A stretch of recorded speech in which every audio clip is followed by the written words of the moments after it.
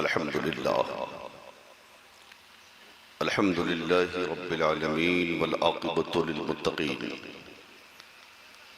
वस्सलातु वस्सलामु अला सय्यिदिल मुरसलीन व अला आलिहि व अस्हाबिहि अजमईन अम्मा बाद फ़ौज़ बिल्लाहि मिनश शैतानिर रजीम बिस्मिल्लाहिर रहमानिर रहीम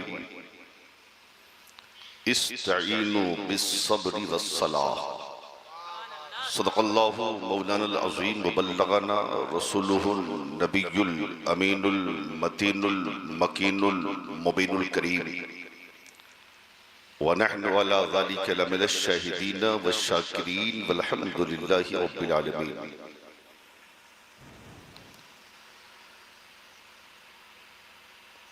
शायर इस्लाम शहंशाह तरन्नुम हजरत ज़मज़म वैशालवी साहब की मोहब्बत और अरकान जलसा की दावत पर हाजिरी हो रही है। अल्लाह तबारक व तआला इस हाजिरी को कबूल फरमाए। रात के लगभग 1 बजने वाले हैं।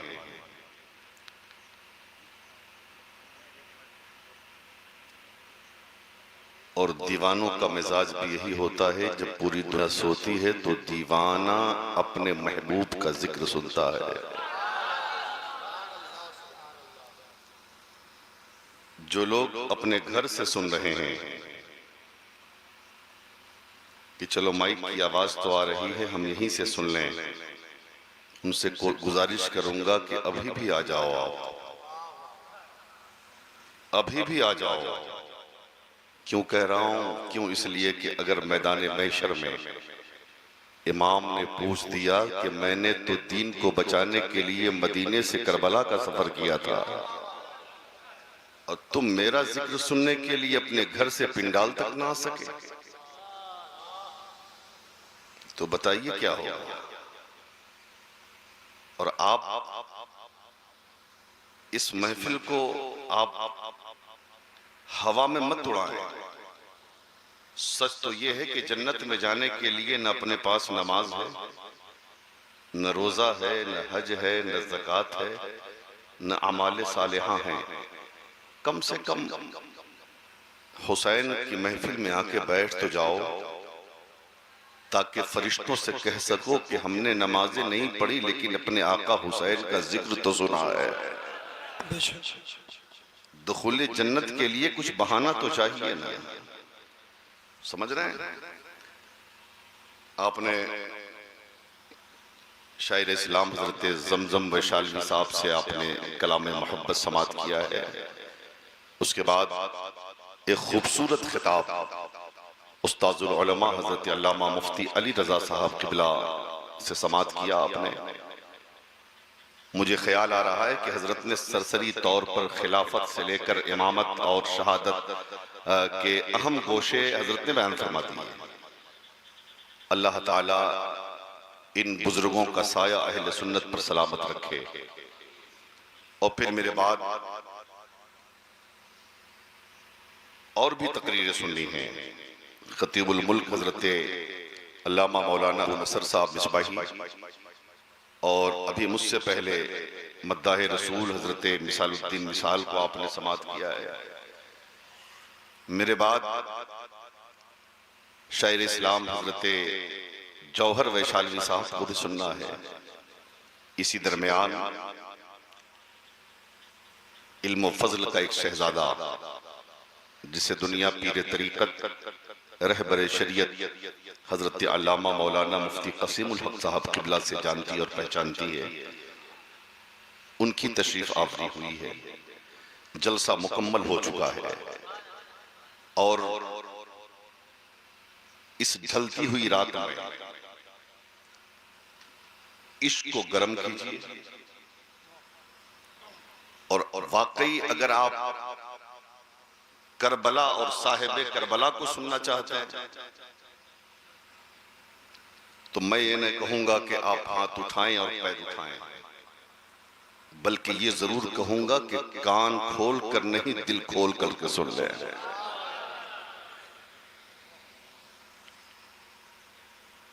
नकीब अहले सुन्नत हजरत मौलाना महबूब आकिल साहब ने मुकम्मल आपको बेदार किया है। लेकिन एक बात बताऊं, ये मेरे अजीज हैं, हाँ, बोलते ये हैं दर्द मुझे होता है। मैंने इतनी मेहनत से नकीबों को बोलते नहीं देखा। मैं इनसे भी कहूंगा अपने आप को बचा के चलें। अभी लंबी दौड़ लगानी है आपको, अभी तो शुरुआत है। अल्लाह ताला से दुआ है कि परवरदिगार इनके सीने में, इनकी आवाज में कुव्वत अता फरमाए। ये मशवरा है, नहीं तो हम अपने छोटों को का हौसला बढ़ाना खूब जानते हैं, इसलिए कि हमने अपने बड़ों से यही सीखा है।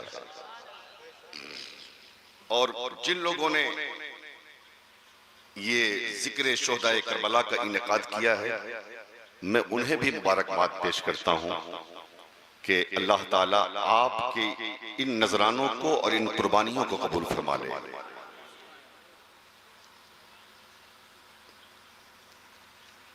अब चूंकि नातखानी बहुत हो गई, मैं मनकबत का एक दो शेर कह दे तो सुना दूं। बाद में ये मत कहिएगा कि इनको तकरीर के लिए बुलाया था, इन्होंने नात क्यों पढ़ी। लोग कह देते हैं, लेकिन मैं लंबी नातखानी नहीं, अगर आप चाहें तो एक दो शेर आका हुसैन करम करम की बारगाह में जरा मोहब्बत से बोल दें और जोर से दुरूद पाक पढ़िए। अल्लाहुम्मा सल्ली अला सय्यिदना मौलाना मुहम्मदिन बारिक वसल्लम सल्लल्लाहु अलैहि सलातुम व सलामुन अलैका या रसूलल्लाह, सलातुम व सलामुन अलैका या हबीबल्लाह सल्लल्लाहु तआला अलैहि वसल्लम। कोई हुसैन जैसा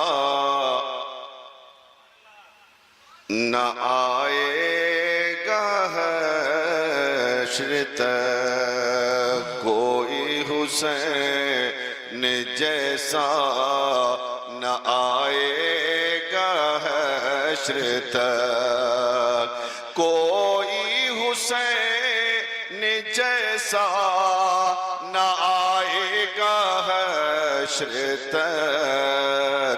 1400 साल से है, 1400 साल से है ये पैगाम करबला, 1400 साल से है ये पैगाम करबला, 1400 साल से है ये पैगाम करबला।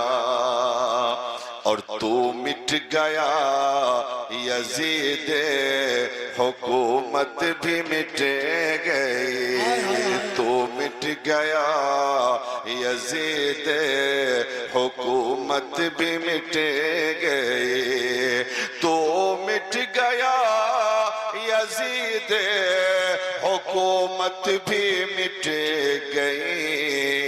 मेरा हुसैन आज भी, मेरा हुसैन आज भी है सुल्तान करबला, मेरा हुसैन आज भी है सुल्तान करबला, मेरा हुसैन आज भी सुल्तान करबला। और उसको जला न पाएगी दोज़ख की आग में, उसको जला न पाएगी दोज़ख की आग भी, जो दिल से हो गया है, जो दिल से हो गया है गुलामान करबला, जो दिल से हो गया है गुलामान रोशन हुई है औनो मोहम्मद के खून से, रोशन हुई है औनो मोहम्मद के खून से। तेरा मकाम क्या है, तेरा मकाम क्या है, खुदा जाने करबला। तेरा मकाम क्या है, खुदा जाने करबला। कोई हुसैन जैसा न आए हश्र। बहुत माशाअल्लाह।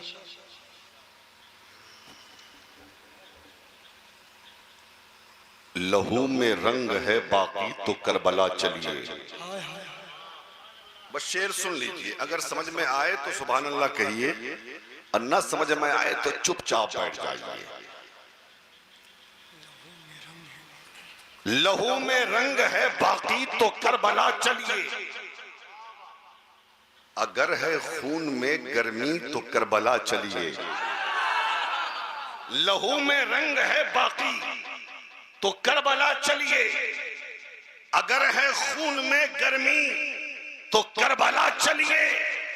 नबी के नाम पर दरिया बहा रहे हैं हुसैन, किसी को चाहिए पानी तो करबला चलिए।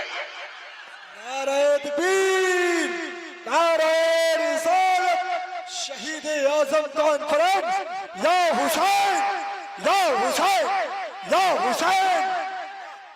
किसी को चाहिए पानी तो करबला चलिए, और मेरे हुसैन का सजदा बड़ा निराला है।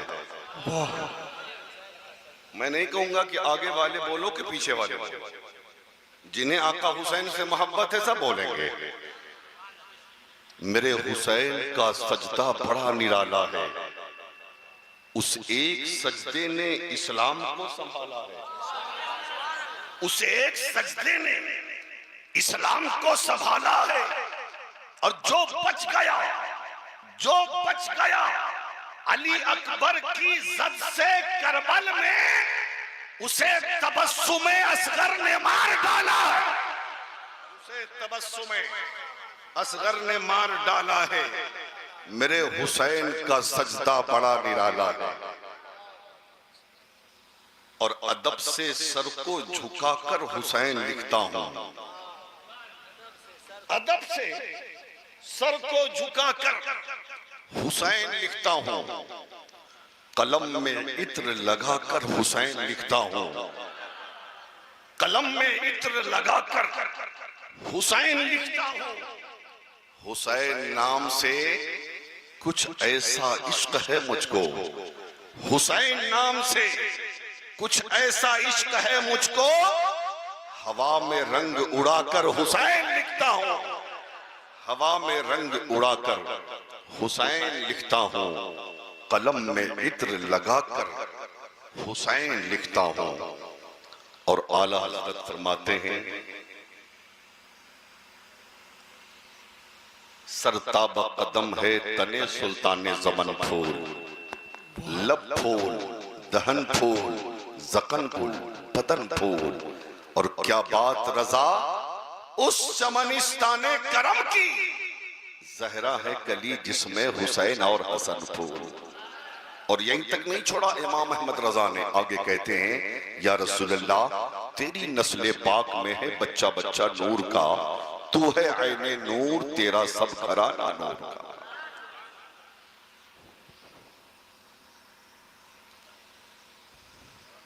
इस्लाम की हक्कानियत के लिए, कुरान की सदाकत के लिए, मजहब की सरबलंदी के लिए, अल्लाह की रजा के लिए, मुस्तफा की खुशनुदी के लिए, जो मोमिने कामिल मैदाने जिहाद में अपनी गर्दन दे देता है, उसे शहीद हकीकी कहा जाता है, उसे शहीद कहा जाता है। लेकिन शहीद मारे जरूर जाते हैं, लेकिन हमारा अकीदा यह है कि शहीद मारा जरूर जाता है, लेकिन साहब खड़े हो गए और हो के कहने लगे, मौलाना ये कौन सी बात करते हैं? एक इंसान जब मैदान कारजार में जाता है और वो शहादत की मंजिलों से हमकनार होता है तो उसकी हालत ये है, कभी उसके पैर कटते हैं, कभी उसका हाथ कटता है, कभी उसकी गर्दन कटती है, कभी उसके जिस्म पे घोड़े दौड़ते हैं, कभी उसके जिस्म की हड्डियां चूर चूर हो जाती हैं। और जिसके साथ इतना मामला हो उसको एहसास दर्द ना हो, ऐसा कैसे हो सकता है? मैंने कहा मियां, शहीद मारा जरूर जाता है लेकिन शहीदों को दर्द का एहसास नहीं होता। शहीद काटा जरूर जाता है लेकिन शहीदों को दर्द का एहसास नहीं होता। कहा समझाइए। मैंने कहा वैशाली के हुसैनी मुसलमानों, मुझे क्या लेने दो कि दुनियावी मिसाल से समझ लो, आपके पैर में एक अब जख्म निकल गया, एक फोड़ा निकल गया, वो जख्म आगे बढ़ता रहा, वो बहुत बड़ा हो गया। एक दिन किसी आपके चाहने वाले ने कहा, मियां जख्म बहुत बड़ा है, डॉक्टर से दिखला लो नहीं तो जिंदगी चली जाएगी, बहुत बड़ा खसारा हो जाएगा। आप डॉक्टर के पास पहुंचे, डॉक्टर से कहा, डॉक्टर साहब इसको देखिए और इसको सही कर दीजिए दवा के जरिए। डॉक्टर ने मुआयना किया और मुआयना करने के बाद डॉक्टर ने कहा, मियां दवा के जरिए इस जख्म का कुछ नहीं होगा, अगर जिंदगी की सलामती चाहते हो तो पैर की कुर्बानी पेश करनी होगी, अगर जिंदगी की सलामती चाहते हो तो हड्डियों को कटवाना होगा, अगर जिंदगी की सलामती चाहते हो तो पैर को देना होगा। अब फैसला तुम करो, जिंदगी चाहिए कि पैर चाहिए, जिंदगी चाहिए कि हड्डियां चाहिए।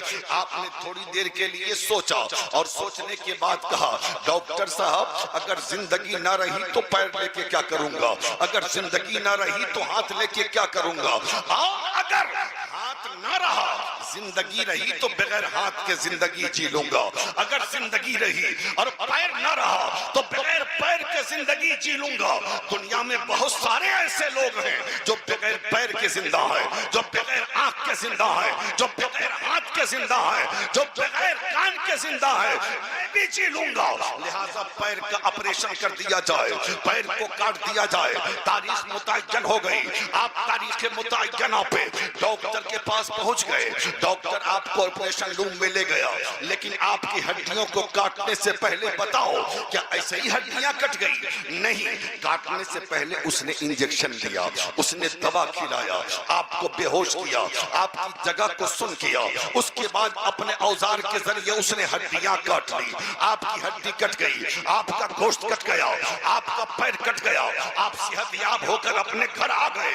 एक दिन मुझसे मुलाकात हुई, मैंने कहा खैरियत तो है? हाँ हजरत खैरियत है। मैंने कहा पैर कट गया? हाँ हजरत पैर कट गया। मैंने कहा पैर कटा होगा, बहुत तकलीफ हुई होगी, हड्डियां कटी होगी, बड़ी तकलीफ हुई होगी, गोश्त कटा होगा, बड़ी तकलीफ हुई होगी। आपने कहा मौलाना बिल्कुल तकलीफ ना हुई। मैंने कहा मियां ये कौन सा फलसफा समझा रहे हो? पैर कट जाए दर्द का एहसास ना हो, हड्डियां कट जाए दर्द का एहसास ना हो, गोश्त के टुकड़े हो जाए दर्द का एहसास ना हो। आपने कहा मौलाना दर्द तो होता लेकिन हुआ इसलिए नहीं कि मेरे ऊपर दबाव असर था, मेरे ऊपर इंजेक्शन का असर था, मेरे ऊपर दवा का असर था। मैंने कहा वैशाली वालों मेरा मामला हल हो गया। अगर किसी को दुनिया की दवा खिला दिया जाए, पैर काटा जाए दर्द का एहसास ना हो, हाथ काटा जाए दर्द का एहसास ना हो, गोश्त काटा जाए दर्द का एहसास ना हो, तो बोलो जिसने मोहब्बत खुदा की दवा खाई हो और जिसने मोहब्बत मुस्तफा की दवा खाई हो उसका पैर काटा जाएगा, दर्द का एहसास कैसे होगा? उसकी गर्दन कटा एहसास कैसे होगा?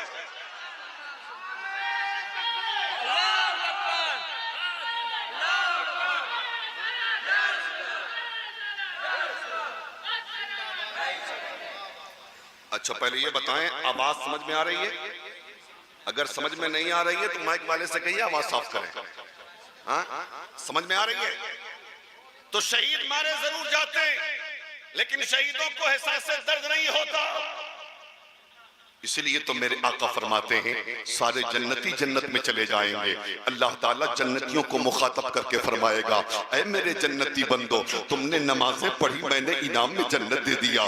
तुमने रोजा रखा, मैंने इनाम में जन्नत दे दिया। तुमने ज़कात दिया, मैंने इनाम में जन्नत दे दिया। तूने हज किया, मैंने इनाम में जन्नत दे दिया। सर पे टोपी सजाई, मैंने इनाम में जन्नत दे दिया। तूने भूखे को खाना खिलाया, मैंने इनाम में जन्नत दे दिया। तूने नंगे को कपड़ा पहनाया, मैंने इनाम में जन्नत दे दिया। तूने मस्जिद की तामीर की, मैंने इनाम में जन्नत दे दिया। तूने मदरसे का ताउन किया, मैंने इनाम में जन्नत दे दिया। तूने यतीमों के सर पे दस्त शफकत रखा, मैंने इनाम में जन्नत दे दिया। तूने गरीब बेवाओं की खबरगिरी की, मैंने इनाम में जन्नत दे दिया। तूने गरीबों का ख्याल किया, मैंने इनाम में जन्नत दे दिया। ऐ मेरे बंदो, तुम्हें जन्नत में मजा आ रहा है कि तुम्हें जन्नत में मजा आ रहा है कि नहीं? तमाम जन्नती बंदे कहेंगे, मौला तेरी जन्नत की बहारें बेमिसाल, तेरी जन्नत का खाना बेमिसाल, तेरी जन्नत का पानी बेमिसाल, तेरे जन्नत के महल्लात बेमिसाल, तेरी जन्नत का आराम बेमिसाल। मौला तेरी जन्नत में बहुत मजा आ रहा है। अब अल्लाह शोहदा की तरफ मुखातब होगा, ऐ मेरे शहीद बंदो, तूने इस्लाम के लिए गर्दन दे दी, मैंने इनाम में जन्नत दे दिया। तूने अजमत कुरान के लिए अपना लहू बहा दिया, मैंने इनाम में जन्नत दे दिया। तूने मेरी रजा के लिए अपने जिस्म पे घोड़े दौड़वा लिया, मैंने इनाम में जन्नत दे दिया। तूने मेरी खुशनुदी के लिए अपने जिस्म का एक एक कतरा लहू पेश कर दिया, मैंने इनाम। तेरी जन्नत का खाना पानी आराम बेमिसाल, लेकिन मौला फिर भी मजा नहीं आता। तेरी जन्नत का खाना पानी आराम बेमिसाल, लेकिन मौला फिर भी मजा नहीं आता। तेरी जन्नत में क्यों नहीं आता? मौला सब कुछ है तेरी जन्नत में, लेकिन एक चीज नहीं है तेरी जन्नत में। ऐ मेरे बंदो, क्या चीज नहीं है? तो फरिश्ते तमाम शोहदा कहेंगे, मौला तेरी जन्नत में सब कुछ है, लेकिन तेरी जन्नत में मैदान कारज़ार नहीं है, जंग का मैदान नहीं है। हमारी ख्वाहिश ये है कि फिर हमें दुनिया में भेज, इस्लाम के लिए, कुरान के लिए, शरीयत के लिए, तेरी रज़ा के लिए जंग का मैदान हो, काफिरों की तलवार हो, मेरी गर्दन हो। मौला अपनी गर्दन कटवाते जाए, तुझे राजी करते जाए। अल्लाह अल्लाह, ये तो मियाँ आम शोहदा का मामला है, ये आम शोहदा का मामला होगा। अब बताओ, जो सैयदुल शोहदा हो उनका मकाम क्या होगा? जो नवासे मुस्तफ़ा हो उनका मकाम क्या होगा? जो जन्नती जवानों का सरदार हो उनका मकाम क्या होगा? जो सैयदा फातिमा का नूरे नजर हो उनका मकाम क्या होगा? जो अली का राज दुलारा हो उनका मकाम क्या होगा? अरे जब उनके गदा भर देते हैं शाहाने ज़माना की झोली, मोहताज का जब ये आलम है, मुख्तार का आलम क्या? घबरा तो नहीं रहे? सुनेंगे आप? सुनेंगे बहुत अच्छा सुन रहे हैं, अल्हम्दुलिल्लाह। अब एक नशिस्त में मुकम्मल करबला तो नहीं बनाया किया, समझ रहे हैं? मैं अपने आका हुसैन के बचपन की वो तारीख आपको सुना दूं, जिसका डायरेक्ट 29 का ही चांद निकलेगा, और चांद की सबसे ज्यादा उसे फिक्र होती है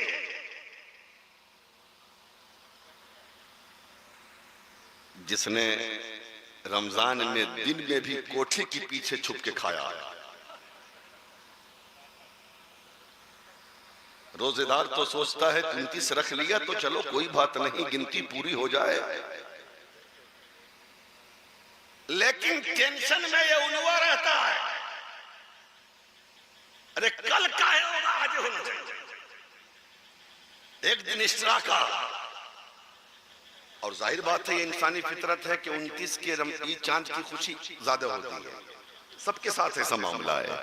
हर आदमी सोचता है कि 29 को चांद निकलेगा तो उसकी खुशी दोबाला, 30 को तो मालूम ही रहता है कि चांद होना ही है, हो चाहे ना हो गिनती पूरी है, इसलिए ईद की नमाज तो पढ़नी है। ऐसे मदीने में 29 रमजान की तारीख है, हर तरफ खुशियां ही खुशियां हैं। आपस में लोग बातें करते हैं कि आज अगर चांद निकल आया तो कल दोगाना अदा किया जाएगा, कल नए जोड़े पहने जाएंगे, कल खुशियां मनाई जाएगी, कल ईदगाह जाया जाएगा।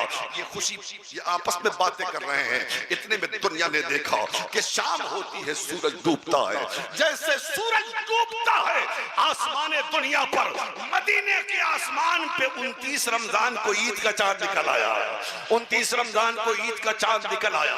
हर तरफ खुशियां ही खुशियां हैं। बच्चे भी खुशी मना रहे हैं, औरतें भी खुशियां मना रही हैं, जवान भी खुशियां मना रहे हैं, बूढ़े भी खुशियां मना रहे हैं। अब वहीं पर मदीने में मुस्तफा की बेटी सैयदा फातिमा है। पानी से वजू किया है नबी की शहजादी ने, और पानी से वजू करने के बाद मगरिब की नमाज पढ़ने के लिए मुसल्ला बिछा दिया। नियत बांधने वाली थी कि इतने में बाहर से इमाम हसन आ गए, इमाम हुसैन आ गए, और दोनों बच्चे आकर मुसल्ले पर आगे बैठ गए। मुसल्ले पे आगे बैठ गए। हजरत खातून जन्नत फरमाती हैं, ऐ मेरे बेटो मुसल्ले से हटो ना, मगरिब की नमाज पढ़ लेने दो। हजरत इमाम हसनैन बच्चे हैं। बच्चे अर्ज करते हैं, अम्मी जान सुना है ईद का चांद निकल आया है। हाँ मेरे लाल ईद का चांद निकल आया है।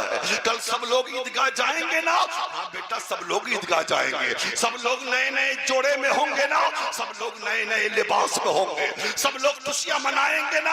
हाँ मेरे बेटे सब लोग खुशियां मनाएंगे। उसके बाद इमाम हसनैन फरमाते हैं, अम्मी जान सब लोग नए नए कपड़े में होंगे, ये भी तो बता दीजिए हम कौन सा लिबास पहन के जाएंगे, हम कौन सा जोड़ा पहन के जाएंगे। उस वक्त खातून जन्नत का हाल क्या था कोई नहीं बयान कर सकता। हजरत खातून जन्नत ने अपने सब्र को साथी बना के कहा, ऐ मेरे बच्चों तुम वही कपड़ा पहन के जाओगे जिसको तुमने अभी पहन रखा है। हम रात में इसे धुल देंगे, सुबह तक सूख जाएगा। ऐ मुसलमानों जरा सीने पे हाथ रख के कहो, आज हर गरीब और अमीर के लिए तो बात ही नहीं है, एक नहीं कई कई जोड़े कपड़े बच्चों के इंतजाम रहते हैं, लेकिन गरीब भी चाहता है पैसा हो चाहे ना हो, अपने लिए कपड़े का इंतजाम हो चाहे ना हो, लेकिन नन्हे बच्चों के लिए कपड़े का इंतजाम हो जाए। इसलिए कि ईद की खुशियां तो आमतौर पे सही तरीके से नए लिबास में बच्चे ही मनाते हैं। अगर छोटे बच्चे को कपड़ा ना मिल सका और ये बच्चा दोस्तों में गया, उसने कह दिया टीचर था कि साल में एक मर्तबा ईद के मौके पे तुझे लिबास ना दिला सका, तुझे कपड़ा ना दिला सका, मेरे बेटे का दिल टूट जाएगा, मेरे बेटे का दिल टूट जाएगा। अल्लाह अल्लाह। हजरत खातून जन्नत ने जब ये कहा तो बच्चों ने कहा, अम्मी जान हम पुराने कपड़े पहन के नहीं जाएंगे, हम पुराने कपड़े पहन के नहीं जाएंगे। आज हमारे बच्चों के लिए एक नहीं न जाने कितने जोड़े होते हैं, लेकिन उसके पास कपड़ा नहीं है जो जन्नती जवानों का सरदार है, उसके पास कपड़ा नहीं है जिनकी माँ खातून जन्नत है, उसके पास कपड़ा नहीं है जो इमामुल अंबिया का नवासा है, उसके पास कपड़ा नहीं है जो हैदर करार का नूरे नजर लाडला बेटा है। अल्लाह अल्लाह। हजरत खातून जन्नत से बच्चों ने कहा, अम्मी जान हमें भी नया कपड़ा सिलवा दीजिए ना, हम भी नया कपड़ा पहन के जाएंगे। मुसलमानों जरा सीने पे हाथ रख के कहो, गुर्बत के माहौल में अगर तुम्हारा छोटा सा बेटा ईद की रात में तुमसे नए कपड़े का सवाल कर दे और तुम्हारे लिए कपड़े के इंतजाम की सूरत ना हो, बता तेरे ऊपर कितना बड़ा पहाड़ टूटेगा। माँ की ममता भी सिसकेगी, बाप की मोहब्बत भी बेकरार हो जाएगी कि मैं अपने बेटे को कपड़ा ना दिला सका। इंसानी फितरत है।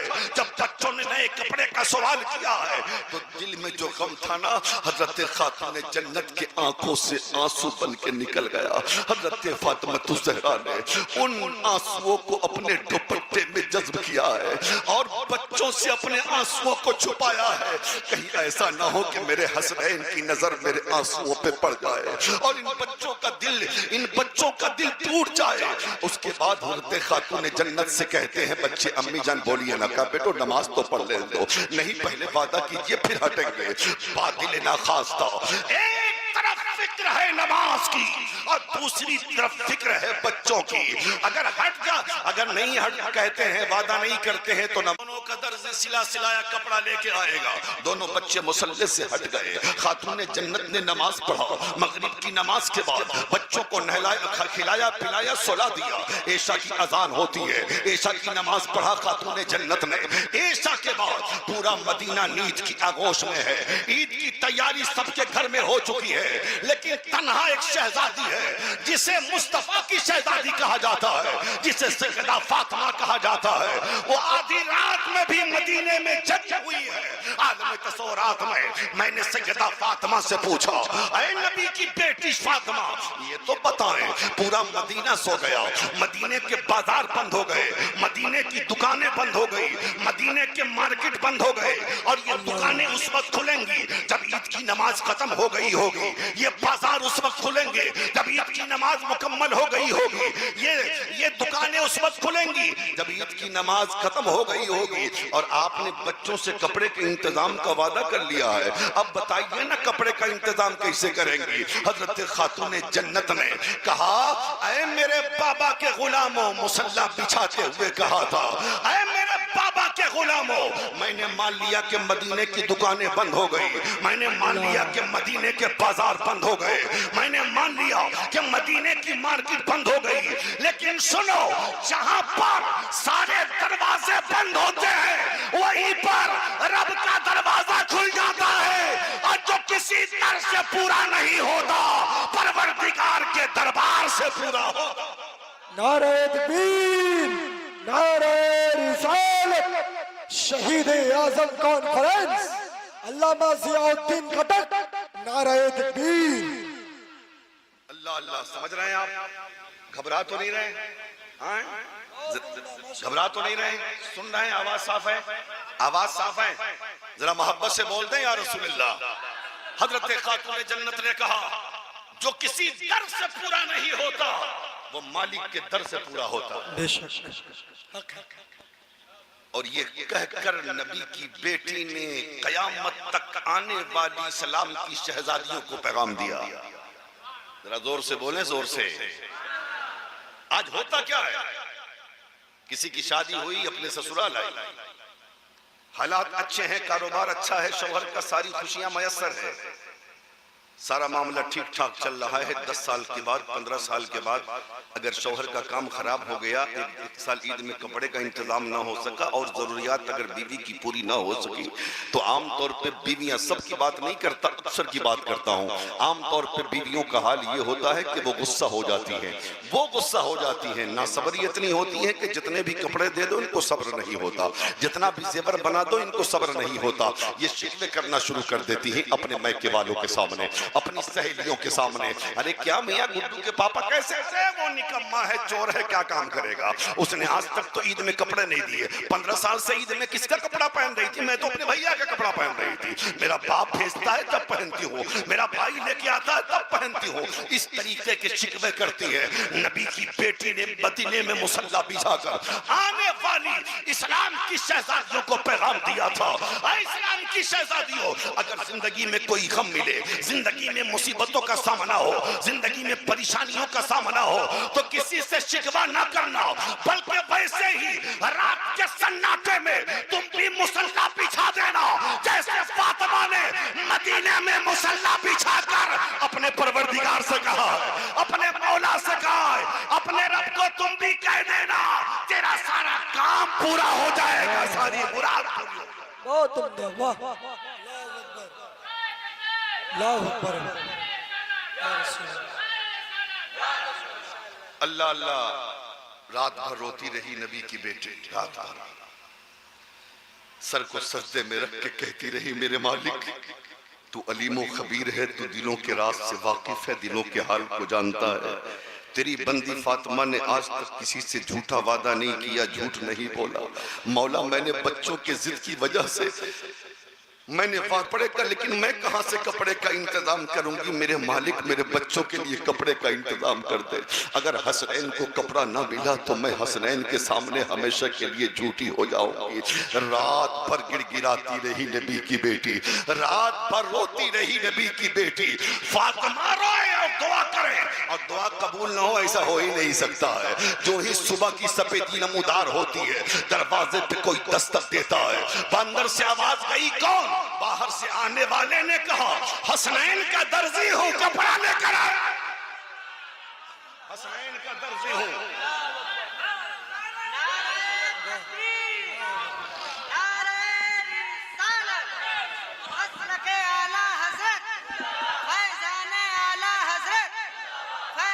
शहीद आजम, फैजान शहीद आजम, फैजान शहीद आजम। सरजमीन लखनीपुर मौदा कादरी मोहल्ला नारे तकबीर नारे रिसालत। वाह। आने वाले ने कहा हसनैन का दर्जी हूँ, कपड़ा लेके आया हूँ। नबी की बेटी ने ताईद गैबी समझकर, नुस्बत गैबी समझकर, अल्लाह की मदद समझकर आने वाले कासिद से वो तश्त ले लिया जिसमें कपड़ा था। पर्दा हटाया तो देखा कि दो जोड़े हैं, एक जोड़े का रंग लाल है, एक जोड़े का रंग हरा है। हजरत खातून जन्नत ने सजदा शुक्र अदा किया, मौला तेरा लाख लाख शुक्र और एहसान है कि तूने फातिमा की लाज रख ली है, तूने फातिमा की दुआ को कबूल करके मेरे हसनैन के लिए कपड़े का इंतजाम किया है। बच्चे भी जग गए, और बच्चे जग गए तो कपड़े को देखकर हसनैन बड़े खुश हुए। हजरत फातिमा ने दोनों बच्चों को नहलाया, धुलाया, आंखों में सुरमा लगाया, बाल में कंघा किया, इत्र में मुअत्तर किया, और नया कपड़ा दोनों बच्चों को पहना ही रही थी। इतने में शब असरा के दूल्हा तशरीफ ले आए, इतने में हम सब के आका आए। बच्चों को दूर से नए लिबास में देखा तो मुस्तफा मुस्कुरा पड़े, और यूं मुस्कुराए जानसी कलियों में पड़ गई, यूं लबकुशा हुए के गुलिस्ता बना दिया। मेरे आका फरमाते हैं, ऐ मेरी बेटी फातिमा, ये नया जोड़ा कहां से आया, ये नया लिबास कहां से आया, ये नया कपड़ा कहां से आया? तो फातिमा जन्नत कहती है, बाबा जान अल्लाह अल्लाह का रसूल बेहतर जानता। अब यहाँ पर रुक कर एक बात मैं कहना चाहता हूँ। जब हजरत हसनैन ने सवाल किया था कपड़े का, मुस्तफ़ा मौजूद नहीं थे। जब बच्चों के लिए हजरत फातिमा ने वादा किया तो मुस्तफ़ा मौजूद नहीं थे। जब रात के सन्नाटे में नबी की शहजादी ने मुसल्ला बिछाया तो मुस्तफ़ा मौजूद नहीं थे। जब कासिद कपड़ा लेके आया तो मुस्तफ़ा मौजूद नहीं थे। लेकिन फातिमा कहती है, अल्लाह अल्लाह का रसूल बेहतर जानता है। इसका मतलब यह है कि फातिमा का अकीदा है, मेरे बाबा अगरचे नहीं थे, लेकिन मेरे बाबा की नजरों से कोई चीज ओछी ओझल भी नहीं है, कोई चीज छुपी भी नहीं है। और नबी ने ये नहीं फरमाया कि बेटी बेटी मैं तो था नहीं, मुझे क्या पता, मैं तो मालूम नहीं, मुझे क्या पता। इसलिए तो आला हजरत कहते हैं, और कोई गैब क्या तुमसे नेहा हो भला, जब ना खुदा ही छुपा तुम पे करोड़ों दरूद। हमारा अकीदा भी तो यही है ना, मुस्तफा हर जाहिर और खुली और छुपी चीजों को जान रहे हैं। अल्लाह अल्लाह। हजरत खातून जन्नत कहती हैं, बाबा अब बता दीजिए ना कपड़ा कहां से आया है, अब बता दीजिए ना कपड़ा कौन लेके आया है। आका फरमाते हैं, ऐ मैं गौर से सुनना, जरा सा मिस हुआ ना तो गड़बड़ा जाएगा मामला। आका फरमाते हैं, बेटी फातिमा जब कल शाम को बच्चों ने तुमसे कपड़े की जिद किया था, मेरे आका सब मुलाहिजा कर रहे हैं, मेरे आका सब मुलाहिजा कर रहे हैं। जब बच्चों ने तुमसे कपड़े का इंतजाम का वादा करवा लिया था और रात के सन्नाटे में मेरी बेटी तूने मुसल्ला बिछा दिया और अपने रब से कहा, तो अल्लाह ने फरिश्ते हजरत जिब्राइल से कहा, ऐ जिब्राइल सिदरा पर बैठने का वक्त नहीं है, बल्कि जन्नत से दो जोड़े ले लो और हसनैन के बेदार होने से पहले उनको हसनैन फातिमा के घर पहुंचा दो ताकि उन्हें कपड़ा मिले। नारे तकबीर